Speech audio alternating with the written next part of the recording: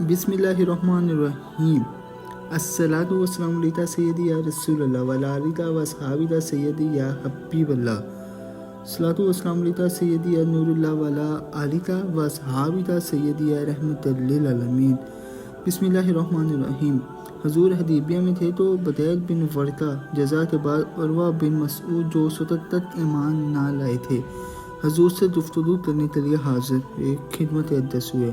وہ واپس جا کر قریش سے یوں کہنے لگے، اے میری قوم، اللہ کی قسم میں البتہ بادشاہ ہوں کے درباروں میں حاضر ہوا ہوں اور کیسر و کسریٰ و نجاشی کے ہاں گیا ہوں۔ اللہ کی قسم میں نے کبھی کوئی ایسا بادشاہ نہیں دیکھا کہ جس کے اصحاب اس کی ایسی تعظیم کرتے ہوں جیسا کہ محمد کے اصحاب محمد کی کرتے ہیں۔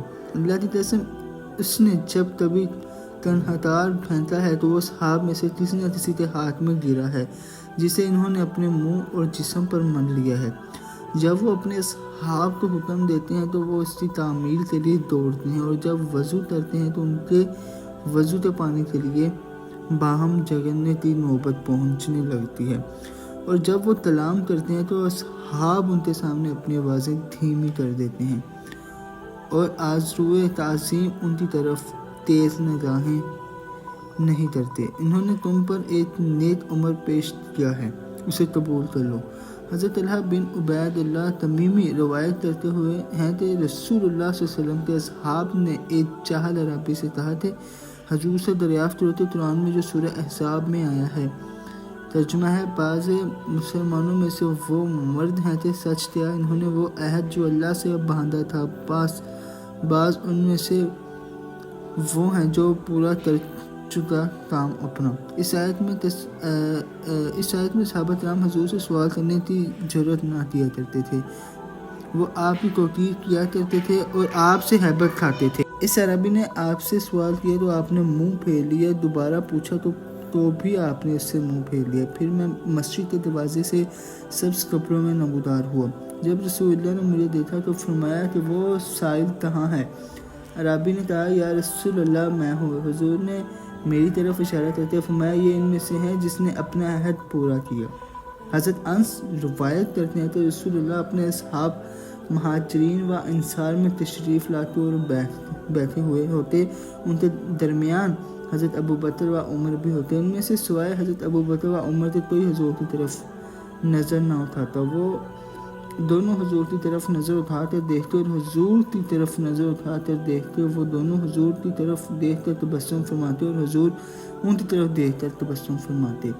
حضرت علی مرتضیٰ حاضرین مجلس کے ساتھ حضور کی سیرت کا ذکر کرتے ہوئے فرماتے ہیں، جس وقت آپ کلام شروع کرتے تو آپ کے ہم نشین اس طرح سر جھکا لیتے کہ گویا ان کے سروں پر پرندے ہیں، جس وقت آپ خاموش ہو جاتے تو وہ کلام کرتے اور کلام میں آپ کے سامنے تنازع نہ کرتے، اور جو آپ کے سامنے کلام کرتا اسے خاموش ہوتے سنتے یہاں تک کہ وہ اپنے کلام سے فارغ ہو جاتا۔ اس حدیث کا خلاصہ یہ ہے کہ حضور کی مجلس میں سب سے پہلے خود حضور ارشاد فرماتے تھے، حاضرین مجلس سب سکون کی حالت میں باادب بیٹھے سنا کرتے تھے۔ آپ کے بعد صحابہ کرام عرض کرتے مگر وہ کلام میں تنازع نہ فرماتے تھے۔ مجلس میں ایک وقت میں دو شخص سلام نہ کرتے اور نہ کوئی دوسرے کے کلام کو قطع کرتا تھا، بلکہ متکلم کے کلام کو سنتے رہتے یہاں تک کہ وہ فارغ ہو جاتا۔ حضرت انس بن مالک بیان کرتے ہیں کہ صحابہ کرام رسول اللہ کے دروازوں کو ناخنوں سے کھٹکھٹایا کرتے تھے۔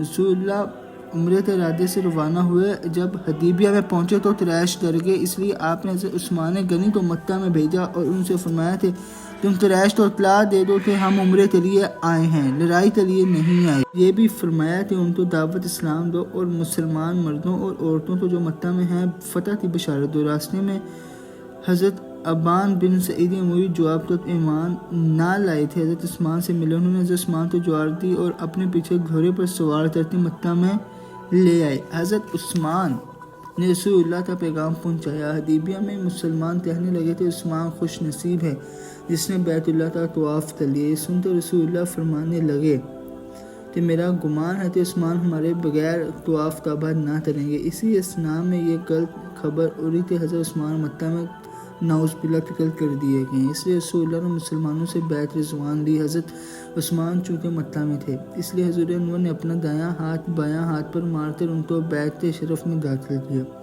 اس طرح رسول اللہ کا ہاتھ حضرت عثمان کا ہاتھ قرار پایا۔ بیعت رضوان کے بعد جب حضرت عثمان واپس تشریف لائے تو مسلمانوں نے ان سے کہا کہ آپ خوش نصیب ہیں کہ بیت اللہ کا طواف کر لیا۔ اس پر حضرت عثمان نے جواب دیا کہ تم نے میری نسبت گمان بک لیا، اس ذات کی قسم جس کے ہاتھ میں میری جان ہے، اگر میں وہاں 1 سال ٹھہرا رہتا اور حضور حدیبیہ میں ہوتے تو میں آپ کے بغیر طواف نہ کرتا۔ قریش نے مجھ سے کہا تھا کہ طواف کر لو، مگر میں نے انکار کر دیا تھا۔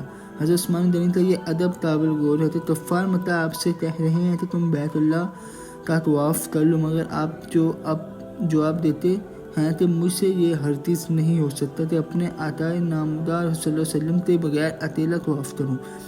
ادھر جب مسلمانوں نے کہا کہ خوشحال حال عثمان کہ ان کو خانہ کعبہ کا طواف نصیب ہوا تو رسول اللہ یہ سن کر فرماتے ہیں کہ عثمان بغیر ہمارے ایسا نہیں کر سکتا، آقا ہو تو ایسا، خادم ہو تو ایسا۔ امام بصیری رحمۃ اللہ علیہ خوب فرماتے ہیں کہ اور حضرت عثمان نے بیت اللہ کے طواف سے انکار کر دیا، اس لیے کہ بیت اللہ کی کوئی طرف رسول اللہ کے قریب نہ تھی، بس ان کو رسول اللہ کی یتبیسہ نے بیعت رضوان میں اس نیک عمل کا بدلہ دیا، یہ تنہا طواف نہ کرنا۔ عثمان میں ایک بڑا ادب تھا جس کے سبب ان کو طواف سے دگنا ثواب ملا۔ اصحاب محمد کیا خوب ادیب تھے، اس میں شک نہیں کہ صحابہ کرام سب کے سب با ادب تھے، مگر حضرت عثمان میں یہ خوبی خصوصیت سے تھی تو ان میں وصف حیا جو منشا ادب ہے سب سے زیادہ تھی۔ آپ نے جب سے رسول اللہ سے بیعت کی اپنا دایاں ہاتھ کبھی اپنی شرمگاہ پر نہ رکھا۔ حضرت عمر بن عاص کی موت کا وقت آیا تو آپ نے اپنے صاحبزادے سے اپنی 3 حالتیں بیان کرتے ہوئے فرمایا، پہلی حالت یہ تھی کہ میں سب سے زیادہ رسول اللہ کا جانی دشمن تھا، اگر میں اس حالت میں مر جاتا تو دوزخی تھا۔ دوسری حالت اسلام کی تھی کہ کوئی شخص میرے نصیر رسول اللہ سے زیادہ محبوب اور میری آنکھوں میں سب سے زیادہ جلالت و ہیبت والا نہ تھا، اور میں آپ کی ہیبت کے سبب سے آپ کی طرف نظر بھر کر نہ دیکھ سکتا تھا۔ اس واسطے اگر مجھ سے حضور کا حلیہ شریف دریافت کیا جائے تو میں بیان نہیں کر سکتا، اگر میں اس حال میں مر جاؤں تو امید ہے کہ اہل جنت میں سے ہوں گا۔ تیسری حالت حکمرانی کی تھی جس میں میں اپنا حال نہیں جانتا۔ حضرت اسلح بن شریک کا بیان ہے کہ میں رسول اللہ کی ناقہ کا تجاوز کسا کرتا تھا۔ موسم سرما میں ایک رات مجھے غسل کی حاجت ہو گئی، رسول اللہ نے سفر کا ارادہ کیا، میں نے حالت جنابت میں تجاوز کرنا پسند نہ کیا اور میں ڈرا کہ اگر ٹھنڈے پانی سے غسل کروں تو مر جاؤں گا یا بیمار ہو جاؤں گا، اس لیے میں نے انصار میں سے شخص سے تجاوز کسوایا، پھر میں نے پانی گرم کر کے غسل کیا اور رسول اللہ اور آپ کے احباب سے جا ملا۔ آپ نے فرمایا، اے رسول اللہ، آج تجاوز اپنی جگہ سے کیوں ہل گیا؟ میں نے عرض کیا، یا رسول اللہ میں نے نہیں کسا، ایک انصاری نے کسا۔ آپ نے سبب دریافت فرمایا، میں نے عرض کیا مجھے غسل کی حاجت ہو گئی تھی اور ٹھنڈے پانی سے غسل کرنے سے مجھے اپنی جان کا خوف تھا، اس لیے میں نے اس سے کسوایا تھا اور پھر پانی گرم کر کے میں نے غسل کیا تھا۔ اس پر اللہ تعالیٰ نے آیت نازل فرمائی۔ ایک روز رسول اللہ حضرت ابو ہریرہ سے ملے، ان کو غسل کی حاجت تھی، ان کا بیان ہے کہ میں پیچھے ہٹ گیا، پھر غسل کر کے حاضر خدمت ہوا۔ آپ نے پوچھا کہ تم کہاں گئے تھے؟ میں نے عرض کیا کہ مجھے غسل کی حاجت تھی۔ آپ نے فرمایا کہ مومن پلید نہیں ہوتا۔ حضرت ابو ہریرہ بیان فرماتے ہیں کہ رسول اللہ حذیفہ بن الیمان سے ملے، آپ حضرت حذیفہ سے مصافحہ کرنے لگے، حضرت حذیفہ پیچھے ہٹ گئے اور یہ عذر کیا کہ مجھ کو غسل کی حاجت ہے۔ رسول اللہ نے فرمایا کہ مسلمان جب اپنے بھائی سے مصافحہ کرتا ہے تو اس کے گناہ یوں دور ہو جاتے ہیں جیسے کہ درخت کے پتے جھڑ جاتے ہیں۔ جب وہ دونوں ایک دوسرے سے سوال کرتے ہیں تو اللہ تعالیٰ ان پر 100 رحمتیں نازل فرماتا ہے، جن میں 99 اس کے لیے جو ان دونوں میں سے زیادہ بشاش و کشادہ روح اور ان کو کار اور اپنے بھائی کی حاجت روئی میں احسن ہو۔ حضرت عثمان بن عفان نے حضرت قباس بن اشیم سے پوچھا کہ تم بڑے ہو یا رسول اللہ؟ انہوں نے جواب دیا کہ آپ مجھ سے بڑے ہیں، البتہ میں پیدائش میں حضور سے پہلے ہوں۔ حضرت سعید بن یربوا کرشی مجزومی کا نام سرم تھا۔ ایک روز رسول اللہ نے ان سے پوچھا تھے ہم میں سے کون بڑا ہے، میں یا تو؟ انہوں نے جواب دیا تھے آپ مجھ سے بڑے ہیں اور نیک ہیں، میں عمر میں آپ سے زیادہ ہوں۔ یہ سن کر آپ نے ان کا نام بدل دیا اور فرمایا کہ تم سعید ہو۔ حضرت عائشہ صدیقہ کا بیان ہے کہ میں نے حدیث و اطلام میں حضرت فاطمہ سے بڑھ کر کسی کو رسول اللہ کے مشابہ نہیں دیکھا۔ جب وہ حضور کی خدمت میں آتی تو آپ ان کے لیے کھڑے ہو جاتے اور مرحبا کہہ کر ان کو چومتے اور اپنی جگہ بٹھاتے، اور جب حضور ان کے ہاں تشریف لے جاتے تو وہ آپ کے لیے کھڑی ہو جاتی اور آپ کا دست مبارک پتر در مرحبا کہتی اور چومتی اور اپنی جگہ بٹھاتی۔ جب مرض موت میں وہ حضور کی خدمت اقدس میں آئی تو حضور نے مرحبا کہہ کر ان کو چوما۔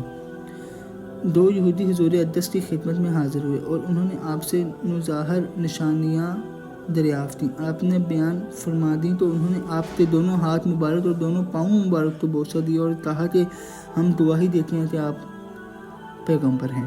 صفوان بن عسان روایت کرتے تھے یہودیوں کی ایک قوم رسول اللہ کے دست مبارک اور ہر دو پائے مبارک کو بوسہ دیا۔ حضرت ابن عمر کا بیان ہے کہ ہم کسی غزہ میں تھے، لوگ پسپا ہو گئے، ہم نے کہا کہ ہم نبی سے کس طرح ملیں گے، حالانکہ ہم لشکر سے بھاگ گئے ہیں اور خدا کا غضب لے پھرے ہیں، بس ہم نبی کی خدمت میں نماز فجر سے پہلے حاضر ہوئے۔ حضور نماز سے فارغ ہو کر نکلے اور فرمایا کہ یہ لوگ کون ہیں؟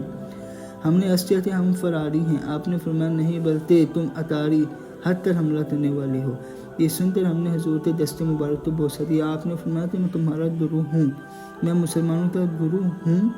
پھر آپ نے یہ آیت تلاوت فرمائی مگر ہٹنے والا لڑائی کے لیے یا پناہ ڈھونڈنے والا ایک گروہ کی طرف۔ ابان بنت واسیہ بن زارع اپنے دادا زرع سے جو وفد عبدالقیس میں تھے روایت کرتی ہیں کہ انہوں نے کہا کہ جب ہم مدینہ میں پہنچے تو ہم اپنے تجاوزوں سے جلدی جلدی اترتے رسول اللہ کے دست مبارک اور پائے مبارک کو چومنے لگے۔ کچھ دیر کے بعد لباس تبدیل کرتے حضور کی خدمت میں حاضر ہوا رئیس وفد جو تھا۔